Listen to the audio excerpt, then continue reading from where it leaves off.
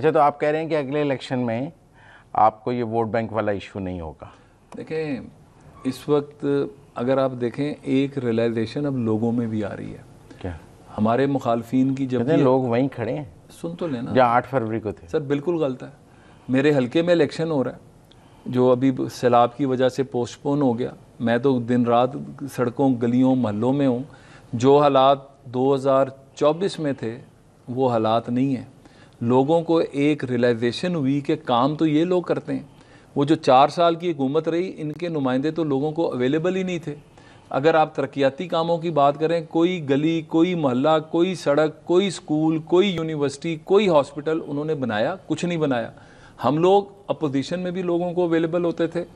जिस तरह सफाई का निज़ाम मोहतरमा मरीम नवाज़ साहिबा ने शुरू किया, जिस तरह ग्रास रूट लेवल पे जाके होनहार स्कॉलरशिप से लेके, मतलब देखें पंजाब भी काम कर रहा है, वफाक भी काम कर रहा है। लोगों में एक रियलाइजेशन आ रही है कि काम करने वाले ये लोग हैं। फिर उन 4 सालों के अंदर कोई एक डायरेक्ट फॉरेन इन्वेस्टमेंट पाकिस्तान आई, कोई एक मुल्क सऊदी अरब तक हमें छोड़कर चला गया। यार लोग उनके साथ हैं, आपकी ये बात मानता ही कोई नहीं। मैं आपको एक बात बताऊं, हाँ। मुशर्रफ साहब ने जब पाकिस्तान आने का फैसला किया तो सोशल मीडिया पे उनको लोगों ने कहा, और उनको 22 लाख लोगों ने कहा कि हम एयरपोर्ट पे आपका इस्तकबाल करने आएंगे।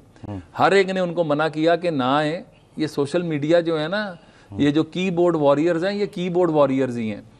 वो आ गए, उन्होंने कहा 22 लाख लोग मुझे कह रहे हैं। एयरपोर्ट के ऊपर 100 बंदा नहीं था। तो वहाँ से वो टूटे। यहाँ पर भी ये सोशल मीडिया जो है ना, जिस पे बॉट्स बिठाए हुए हैं, जिसके ऊपर आज के जो नई नई उसके ऊपर इन्वेस्टमेंट करके, ग्राउंड रियलिटी ये है कि इतने लोग इनके साथ होते, इतनी इन्होंने कॉलें दी हैं, कोई एक बंदा भी निकला? नवाज शरीफ और शहबाज शरीफ जब जलावतन थे, पाकिस्तान आते थे, हज़ारों लोग, लाखों लोग सड़कों पे होते थे, 55 हज़ार गिरफ्तारियाँ होती थीं। यहाँ पे तो सिर्फ शोर मचाया जाता है ना।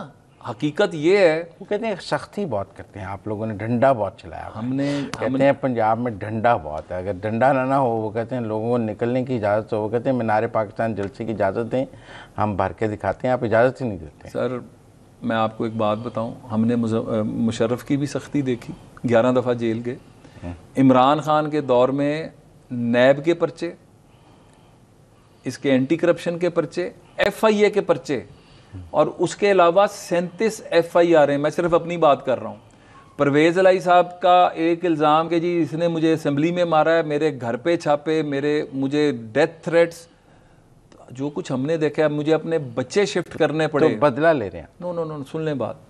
हम तो शोर भी नहीं मचाते, क्योंकि हम समझते हैं कि ये बुज़दिली है, और हमारे साथ तो एक्चुअल हो रहा होता है, हम उस पर भी मर्दानावार मुकाबला करते हैं। यहाँ पे तो झूठ की बुनियाद पे चल रहा होता है। आजकल कौन सा दौर है, वीडियो बनाएं डालें। अगर इतना जुल्म हो रहा है तो वीडियोज आती हैं, इक्का दुक्का और कुछ प्री प्लान्ड, मुक मुकाओ, पुलिस आ गई। पहले तुम्हें इल्हाम हो गया कि पुलिस आ गई। ये अलीमा खान के बच्चे जो जमानतें 2 दिन में ही हो गई हैं, ये भी आपका और अलीमा खान का मुकमुका है? देखें उनका मैं समझता हूँ कि अदालतों पे ना हमने पहले कभी कंट्रोल किया, वो करते थे। हम लोग तो मेरिट पे चलने वाले लोग हैं। अदालतें उन्होंने जो हैं, मैं खुल के कहूँगा, साकिब निसार साहब क्या करते रहे, बंदयाल साहब किस तरह के फ़ैसले करते रहे, मेरा उनसे बहुत ताल्लुक़ है। मैं उनकी बहुत इज़्ज़त करता हूँ, बंदयाल साहब की।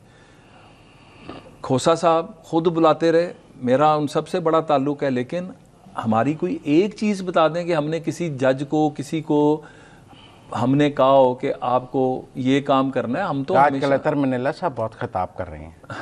ये अगेन मेरे भाई भी हैं, मेरा उनसे भी बहुत ताल्लुक़ है, लेकिन मैं नहीं समझता का हर एक से ताल्लुक़ है, लिहाजा वो कॉम्प्रोमाइज़ हो जाता है। No no no, not at all. मैं हमेशा खुल के बात की है। अतर मिनुल्लाह साहब, it is unbecoming of a जज।